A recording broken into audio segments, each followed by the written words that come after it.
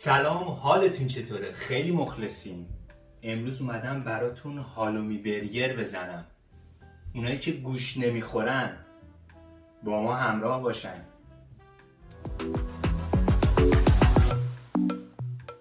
برای شروع کارمون اول ما میخوایم این پنیرای هالومی رو سوخاریش بکنیم. تشریف بیارید جلو. ما اینجا آرد داریم، 2 تا تخم مرغ، من همه زدم، پودر سوخاری.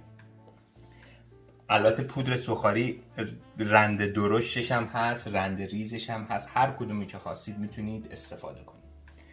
پنیر هالومی به اندازه یه برگر، تقریبا سایز یه برگر، توی آرد میزنیم،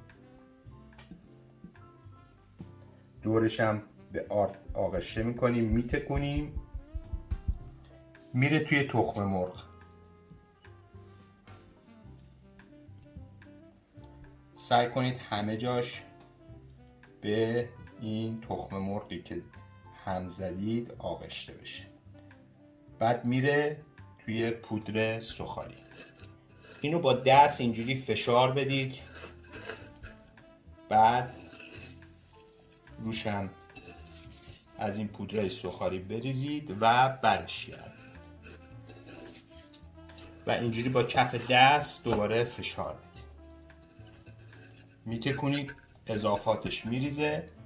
این میشه یه دونه برگر. برای دومی هم همین کار رو ما میتونیم انجام بدیم. پنیر به آرد آغشته میکنیم،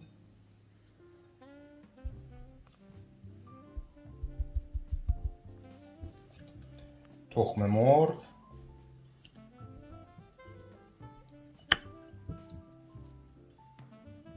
دو سه بار که تخم مرغ پنیرتون رو بچرخونید توی تخم مرغتون، قشنگ آغشته میشه به تخم مرغ. توی پودر سوخاری از این پودر روش فشار یادتون نره.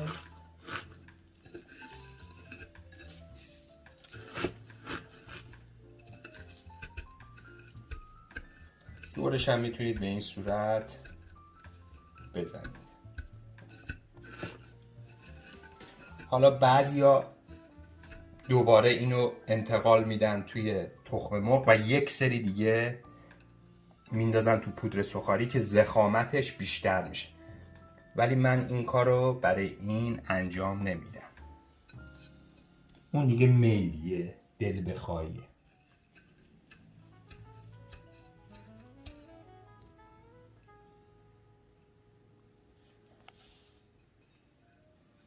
از اینجا هم میتونی بگیری به چه صورت شد.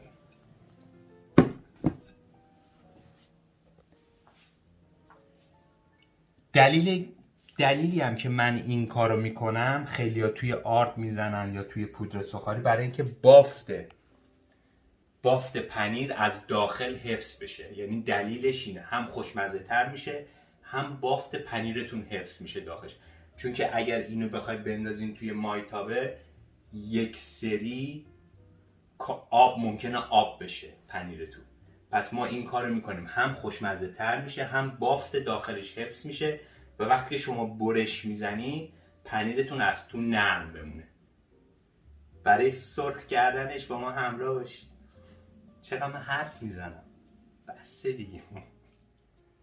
دوستان عزیز، بریم برای سبزیجات داخل برگرمون، همون هالومی برگرمون. اینجا من یه دونه پیاز دارم، میخوام اینو کاراملیش بکنم. اینو حلقه ای من برش میزنم.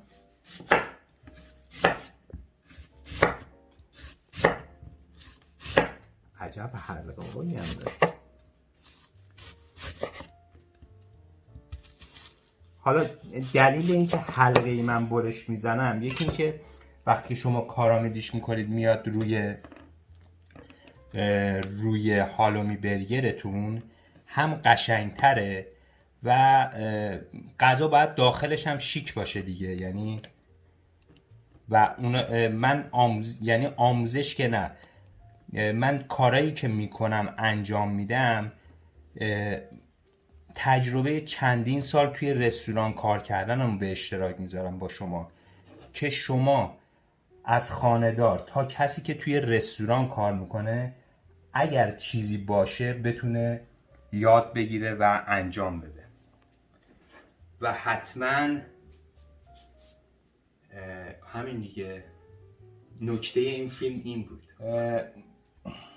روشن میکنیم گازمونو، اگر یه حالی به ما بده سری روشن بشه. روغن، کمی روغن کف مایتابه میذاریم روغنمون داغ بشه. من چرا سبزیجات داخل هالومی برگرم و یه ذره بیشتر میگیرم؟ چون که کسایی که این غذا رو میخورن بیشتر اونایی هستن که گوشت نمیخورن و میخوان یه طعم جدید رو تجربه بکنن. واقعا این پنیر خوشمزه است و یه ذره دماشو بسیار الان محبوب دل هاست. یه ذره همزی یه بشکون میتونید شما شکر قهوه‌ای بزنید داخل پیازتون و یه ذره آب که این شکرتون رو آب بکنید و شروع میکنید یه ذره هم زدن. اینا که داره کاراملی میشه روی دمای خیلی کم هر دفعه یه ذره آب و یه ذره به همش بزنیم. من میتونم اینجا یه فلفل دلمه‌ای دارم قرمزش، 2 تا دونه قارچ دارم و 2 تا دونه مارچوبه. اینا رو من پوست میکنم، خوردش میکنم که بعد این کاراملی شدن اینا رو احتیاج داره. برای اینکه بخوام بزنم لای برگرام، اینا رو من برشای گنده میزنم. حالا دلیلش رو متوجه میشید موقعی که میخوایم بذاریم لای برگرام. این یک. خب مارچوبه هامو این تهاش که حالت چروکیده است اینا رو من نمیخوام و این تهاش هم که یه ذره پوستاش کلفته میگیرم تقسیم بر 2 میکنم. اینم همینطور. قارچامونم به صورت کامل میتونید این مدلی یا نصف نصفه. قارچامونم خورد کردیم. اینم از قارچامون و میذاریم کنار. قبلا من پیاز کاراملی دوست نداشتم ولی خودم شروع کردم درست کردن و گذاشتم لای همبرگر و دیدم واقعا اصلا طعم همبرگر یا طعم برگر رو واقعا این عوض میکنه.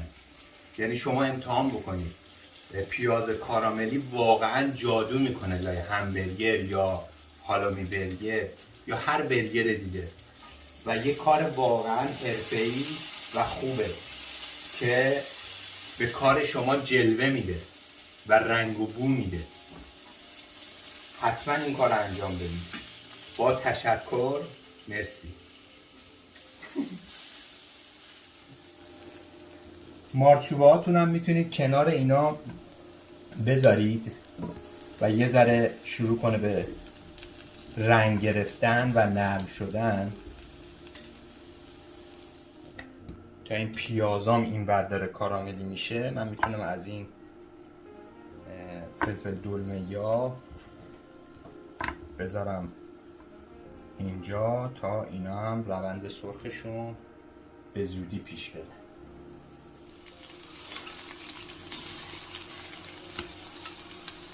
توی این قسمت هم قسمت نهایی سبزیجاتتون میتونید قارچاتون اضافه کنید قارچ چون که بافتش نرمتره میشه آخرین چیزی که سرخ میکنید.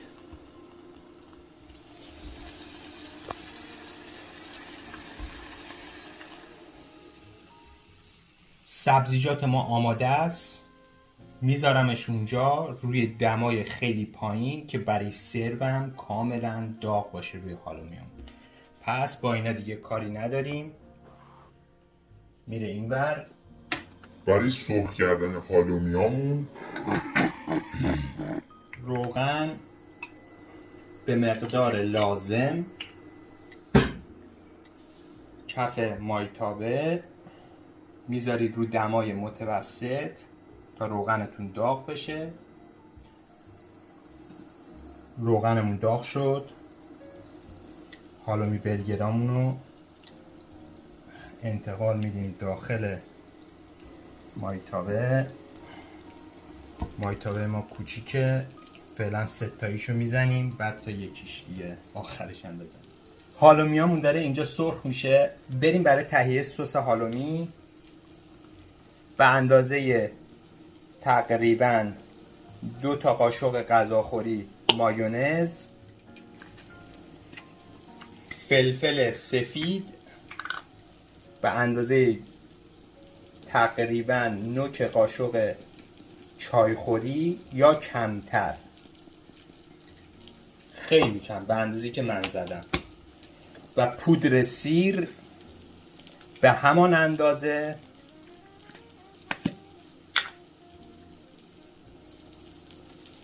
اینم پودر سیر و یه کوچولو از این چیلیای پولکی و اسانس قارچ ترایفل که اینو به صورت روغن در میارن.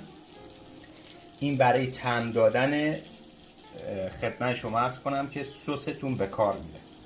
شما اگر نداشتید همین برای شما کار میکنه، یعنی حتما لازم نیست، ولی من برای اینکه این طعم بده به سسم اینو استفاده میکنم.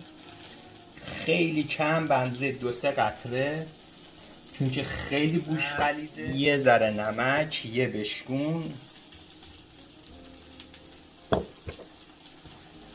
هالومیامون رو نگاه کنیم ببینیم از زیر چجوریه. ببینید داره سرخ میشه، طلایی میشه.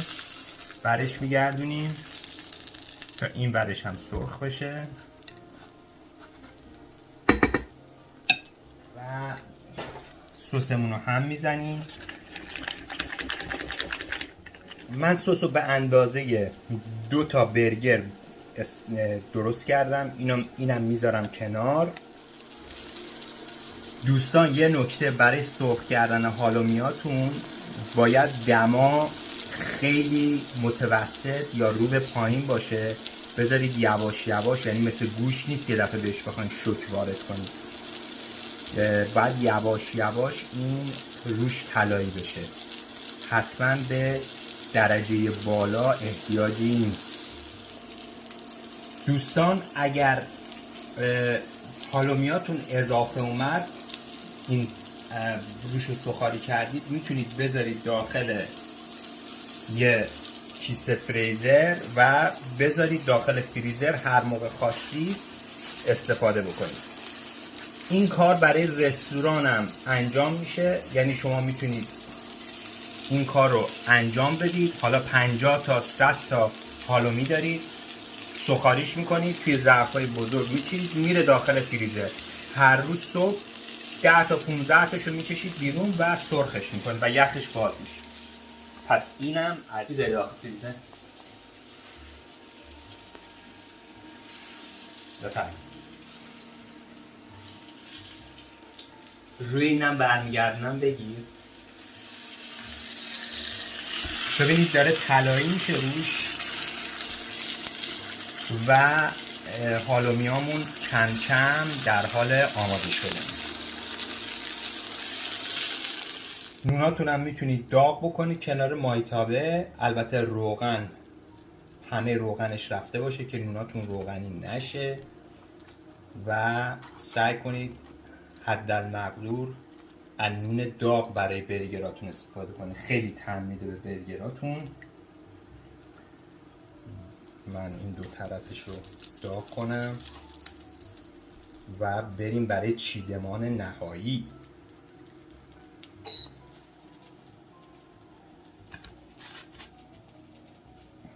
از این سس خوشمزمون میزنیم روی نون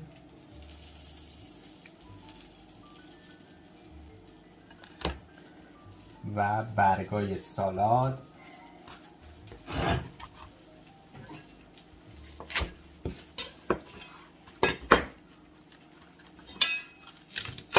این صورت، هالومی،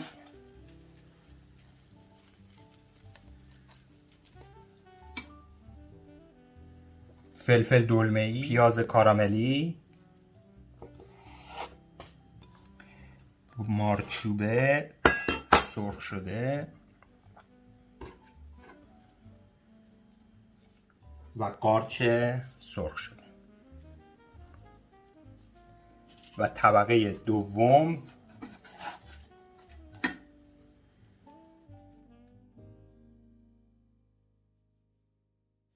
حالا من برای چی اینا رو به این صورت در آوردم؟ وقتی که مواد میریزین لاش دیگه مواد تکون نخوره و بیرون نریزه. این از این. و نون در نهایت سس. این سس خیلی مهمه، یادتون نره خوش سسش کنید.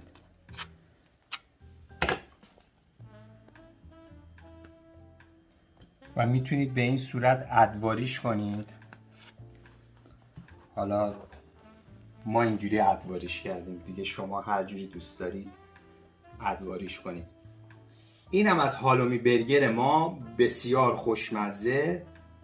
بفرمایید میشه جان. بریم برای برش نهایی کار. اینجا خانم فیلمبردار ویدیوش نمیدونم نگرفت، دوربینش نگرفت، چی شد اصلا نفهمید. بریم برای برش نهایی. این سیخو در میاریم، ادواریه رو میزنیم این تو، یه برش میزنیم.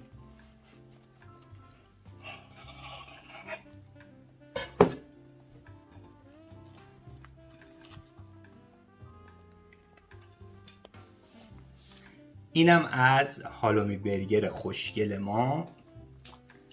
بخورید و نوش جان کنید، تو خونه بزنید، یاد ما باشید.